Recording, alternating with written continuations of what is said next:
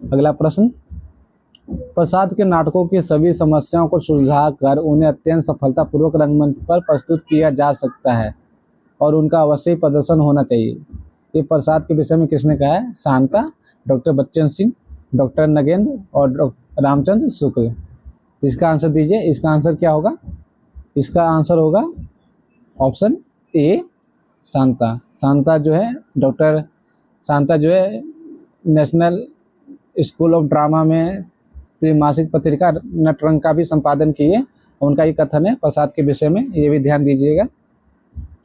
प्रश्न संख्या 27, किसने कहा है कि प्रसाद के नाटक चंद्रगुप्त में 2 शेरों का खर्च है? Option A Dharamvir Bharati, option B Kamleshwar, option C Nirmal Verma, option D Harikrishna Premi. 30 प्रसंग में डॉक्टर धर्मवीर भारती का ये कथन है, ऑप्शन ए सही होगा। उन्होंने जयशंकर प्रसाद का मजाक उड़ाते हुए उन्होंने कहा है कि नाटक चंद्रगुप्त में 2 शेरों का खर्च होता है। प्रश्न संख्या 28, प्रसाद के नाटकों के मंचन में जो कठिनाई सामने आती है वो कौन सा है, वो आपको बताना है। 1, नाटकों का क्लेवर सामान्य से बड़ा है। 2, दृश्य की संख्या अधिक है। 3, ये स्वभावतः जल्दी बदलते हैं। 4, पात्र बहुत है। 5, कई स्थानों पर रीतिपूर्वक मंच विधान है।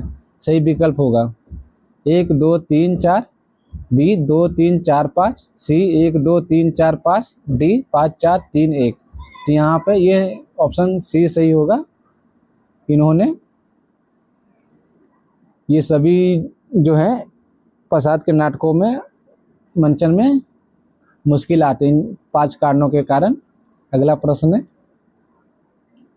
मैं देखती हूँ कि यह युद्ध ग्रीक और भारतीय के अस्त्र का ही नहीं, इसमें 2 बुद्धियां भी लड़ रही हैं। ये अरस्तु और चाणक्य की चोट है। ये कथन किसका है? ए मालविका, बी कॉर्नेलिया, सी विजया और डी एलिस। ये कथन जो है ऑप्शन बी कॉर्नेलिया का कथन है।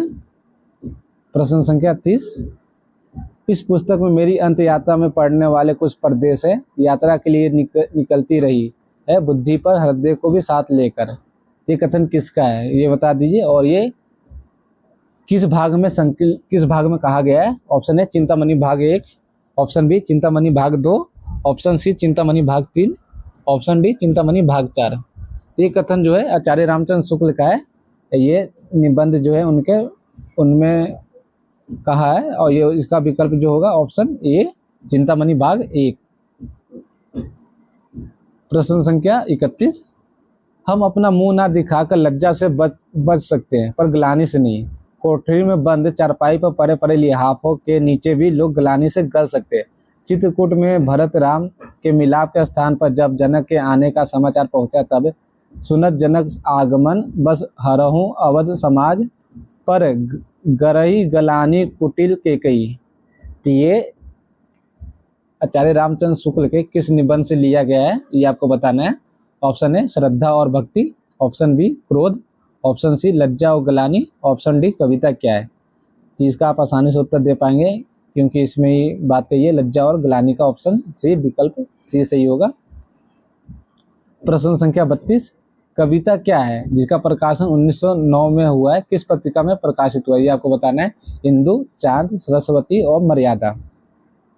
तो इसका जो उत्तर होगा ये सरस्वती में प्रकाशित होता है 1909 में। इसको रामचंद्र शुक्ल कई बार संशोधित करके पुनः प्रकाशित करते हैं। प्रश्न संख्या 33, साहित्य देवता निबंध 1943 में लिखा गया, तो किसके द्वारा लिखा गया आपको बताना है। ए गिरिजा कुमार माथुर, बी प्रभाकर माचवे, सी नरेश मेहता और डी माखनलाल चतुर्वेदी। तो एक जो रचना है साहित्य देवता जो कि किसके द्वारा लिखा गया है, ऑप्शन डी माखनलाल चतुर्वेदी। जबकि एक है समय देवता, ये आपको बताना है कि समय देवता किसके द्वारा लिखा गया, वो काव्य है। ठीक है, अगर संभव हो तो इसका आप उत्तर कमेंट में दीजिए कि साहित्य देवता किसकी रचना है। ये तो माखनलाल चतुर्वेदी की, जबकि समय देवता किसकी है। इन दोनों में कंफ्यूजन नहीं होइएगा। प्रश्न संख्या 34, गेहूं और गुलाब 1950 तथा वंदे वाणी बिनाई के 1957 किस लेखक के प्रमुख निबंध है आपको बताना है। हजारी प्रसाद द्विवेदी, राम वृक्ष बेनीपुरी, विवेकी राय और कुबेरनाथ राय। तो इसका उत्तर दीजिए, विकल्प आपके सामने है। तो इसका जो उत्तर होगा वो ऑप्शन बी सही होगा। रामवृक्ष बेनीपुरी का ये महत्वपूर्ण निबंध है।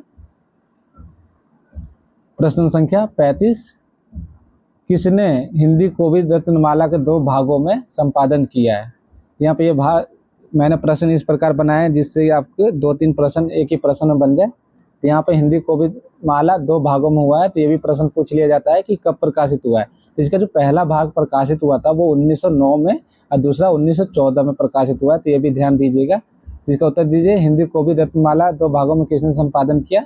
राम नरेश त्रिपाठी, नंदुलारे वाजपेयी, डॉक्टर श्याम सुंदर दास और डॉक्टर मोतीलाल मनेरिया। तो इसका जो संपादन किया है वो ऑप्शन सी डॉक्टर श्याम सुंदर दास जी ने किया है। ऑप्शन सी सही होगा। प्रश्न संख्या 36, भारतेंदु बाबू हरिश्चंद्र का जीवन चरित्र 1904 किसने लिखी? शिवनंदन सहाय, ब्रज रत्न दास द्वारा रचित, राधा कृष्ण दास, माखनलाल चतुर्वेदी। तो इसका उत्तर दीजिए, ये एक जीवनी है भारतेंदु हरिश्चंद्र की, जो कि किस नाम से? भारतेंदु बाबू हरिश्चंद्र का जीवन चरित्र। एक महत्वपूर्ण जीवनी है भारतेंदु जी की। तो इसका उत्तर होगा राधा कृष्ण दास, ऑप्शन सी। प्रश्न संख्या 37, कुल्ली भाट 1939 रचना है, किसकी रचना है? ये एक जो रचना है वो आत्मकथात्मक उपन्यास है। तो आपको बताना है किसकी रचना ये? पंत प्रसाद निराला और महादेवी वर्मा। तो इसका जो विकल्प सही होगा वो ऑप्शन सी निराला। ये निराला की आत्मकथात्मक उपन्यास है।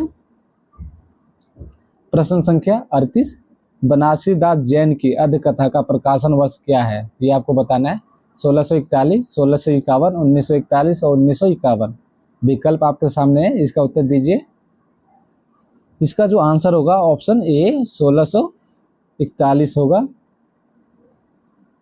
प्रश्न संख्या 39, मध्य देश की बोली बोल गर्भित कथा कहा ही ये खोल किस आत्मकथा की पंक्ति है? आपको बताना है। मेरी जीवन यात्रा, मेरा जीवन प्रवाह, साधना के पथ पर और अर्ध कथा। इसका जो आंसर होगा ऑप्शन डी सही होगा। अर्ध कथा का ये पंक्ति है जो कि किसका लिखा हुआ है? बनारसी दास चतुर्वेदी की 1641 की। ठीक, अगला प्रश्न, प्रश्न संख्या 40, निज वृत्तांत आत्मकथा है। तो आपको बताना है निज वृत्तांत आत्मकथा किसकी है? ए मूलचंद अग्रवाल, बी मनमथ नाथ, सी सुमन केसी और डी अंबिका दत्त व्यास। तो इसका आंसर दीजिए, इसका आंसर क्या होगा? अगर आप इसका आंसर डी दे रहे हैं, विकल्प डी दे रहे हैं अंबिका दत्त व्यास, तो आप सही है। इसका आंसर जो होगा वो विकल्प डी सही होगा। असंगत आपको बताना है। प्रश्न संख्या 41, एक तरफ जो है रचनाकार है और दूसरी तरफ उनकी जीवनी आत्मकथा है। तो option A Swami Dayanand Atmacharit, option B Satyanand Agnihotri Mujh Mein देव जीवन का विकास, ऑप्शन सी भाई परमानंद आप बीती, ऑप्शन डी स्वामी श्रद्धानंद मैं क्रांतिकारी कैसे बना। तो कौन सा विकल्प असंगत है, इसका आपको उत्तर देना है। विकल्प आपके सामने है। तो इसका जो उत्तर होगा ऑप्शन डी सही होगा। स्वामी श्रद्धानंद की आत्मकथा मैं क्रांतिकारी कैसे नहीं बना, जबकि मैं क्रांतिकारी कैसे बना रामविलास शुक्ल की ये है। ठीक, तो ऑप्शन डी सही होगा इसका। प्रश्न संख्या 42, छोटे से जीवन की कैसे बड़ी कथा है आज कहूँ, क्या ये अच्छा नहीं कि औरों की सुनता मैं मौन रहूं। तो किसने कहा है? तो ये जाहिर सी बात है जयशंकर प्रसाद की पंक्ति है। तो किस में संकलित है ये आपको बताना है। आंसू, झरना, लहर और कानन कुसुम। तो इसका उत्तर आप दीजिए कि ये किस में संकलित है। तो ये जयशंकर प्रसाद की पंक्ति है और ये आत्मकथा ना लिखकर वो बोलते हैं कि छोटे से जीवन की कैसे बड़ी कथाएं आज कहूँ, क्या ये अच्छा नहीं कि औरों को सुनता मैं मौन रहूं। ये ऑप्शन सी विकल्प सही होगा। लहर की ये पंक्ति है। प्रश्न संख्या 43 असंगत है, बताना आपको। मेरा जीवन प्रवाह, वियोगी हरि, साधना के पथ पर, हरिभाव उपाध्याय, पत्रकार की आत्मकथा, मूलचंद अग्रवाल, राहुल सांकृत्यायन, मेरी असफलताएं। जिसमें असंगत कौन है? जिसका जो आंसर होगा जैसा कि आप जानते हैं विकल्प डी सही होगा, क्योंकि मेरी असफलताएं राहुल सांकृत्यायन का नहीं है। किसकी है ये? बाबू गुलाब राय की रचना है। ठीक है, तो विकल्प प्रश्न संख्या 44, रेखाचित्र असंगत है, आपको बताना है कि कौन सा रेखाचित्र असंगत है। ऑप्शन ए घनश्याम दास बिरला बापू 1940 में आई थी। ऑप्शन बी रामनरेश त्रिपाठी की 30 दिन मालवीय जी के साथ 1942। ऑप्शन सी मनमंत नाथ गुप्त क्रांति युग के संस्मरण 1937। श्री राम शर्मा की शेष स्मृतियाँ। तो कौन सा असंगत है आपको बताना है। तो इसमें जो आंसर होगा ऑप्शन डी आंसर होगा, क्योंकि श्री राम शर्मा की जो रेखा चित्र है वो क्या है, वो शेष स्मृतियाँ नहीं है। ठीक, तो आप इसका आंसर दीजिए कि श्री राम शर्मा की कौन सी रेखा चित्र है। ठीक, प्रश्न संख्या 45, महादेवी वर्मा का रेखा चित्र नहीं है। ऑप्शन ए अतीत के चलचित्र, ऑप्शन बी मेरा परिवार, ऑप्शन सी पथ के साथी, ऑप्शन डी स्मृति की रेखाएं। जिसमें कौन सा महादेवी वर्मा द्वारा लिखित रेखा चित्र नहीं है। तीन में 3 रेखा चित्र और एक क्या है, संस्मरण है। जिसमें जो विकल्प होगा वो ऑप्शन सी होगा, पथ के साथी। ठीक, प्रश्न संख्या 42, माटी की मूर्ति जिसका प्रकाशन वर्ष 1946, गेहूं में गुलाब 1950 किसकी पुस्तक है, आपको बतानी है। राम वृक्ष बेनीपुरी, वियोगी हरि, महादेवी वर्मा और बनारसी दास। ये शायद प्रश्न हमने कर लिया है, कोई बात नहीं, तभी भी आप इसका उत्तर दीजिए। इसका उत्तर क्या होगा, तो ऑप्शन सी होगा। अगर आप उत्तर आपको याद होगा, अगर आप ऑप्शन ए सही लगा रहे हैं तो आप मतलब सही पढ़ रहे हैं आजकल। ठीक है, अगला प्रश्न चलते हैं। बाबू शिव प्रसाद गुप्त की कृति है पृथ्वी प्रदक्षिणा, पृथ्वी परिक्रमा, पैरों में पंख बांधकर और कलकत्ता से पेकिंग। तो चारों जो रचनाएं क्या है, यात्रा वृत्तांत है, ये ध्यान दीजिएगा। जिसका जो उत्तर होगा वो ऑप्शन ए होगा, पृथ्वी प्रदक्षिणा। और जबकि पृथ्वी परिक्रमा किसका है, सेठ गोविंद दास का। तो दोनों में आप कंफ्यूज मत होइएगा। अगला प्रश्न, प्रश्न संख्या 48, मेरी लद्दाख यात्रा, तिब्बत में 1.25 वर्ष, मेरी यूरोप यात्रा, मेरी तिब्बत यात्रा, रूस में 25 मास, किन्नर देश में। यात्रा वृत्तांत किसका है। Option A Bhagwati Charan Verma, option B Kamleshwar, option C Rahul Sankrityayan, option D Agyeya. तो यहाँ पे इतनी सारी रचनाओं को एक साथ रखने का उद्देश्य ये है कि आप ज़्यादा से ज़्यादा रचनाओं को याद कर पाएँ, इसलिए मैंने इतना सारे रचनाएं एक साथ लिया है। तो इसका जो विकल्प होगा ऑप्शन सी राहुल शंकरत्यायन होंगे। अगला प्रश्न, भिक्षु के पत्र किसका है, आपको बताना है। Option A Bhadant Anand Kausalyayan, option B Pratibha Agrawal, option C Anita Desai, option C Krishna Agnihotri. तो इसका आंसर दीजिए, इसका आंसर क्या होगा, क्योंकि ये थोड़ा मुश्किल प्रश्न है। तो इसका जो आंसर होगा ऑप्शन ए सही होगा। भिक्षु के पत्र किसका है, भदंत आनंद कौशल्यायन का है। प्रश्न संख्या 50, डायरी असंगत है। तो इसमें जो डायरी है एक तरफ, और मैं आपको बताने कौन सा असंगत है। ऑप्शन है श्री राम शर्मा की सेवाग्राम की डायरी जो 1946 में आई थी। घनश्याम बिरला दास का डायरी का पन्ने, option C professor Dhirendra Verma मेरी कॉलेज डायरी 1914, ये शायद मिस्टेक है प्रकाशन वर्ष में। ऑप्शन डी महादेवी वर्मा मेरा परिवार। तो उत्तर दीजिए, इसका उत्तर क्या होगा।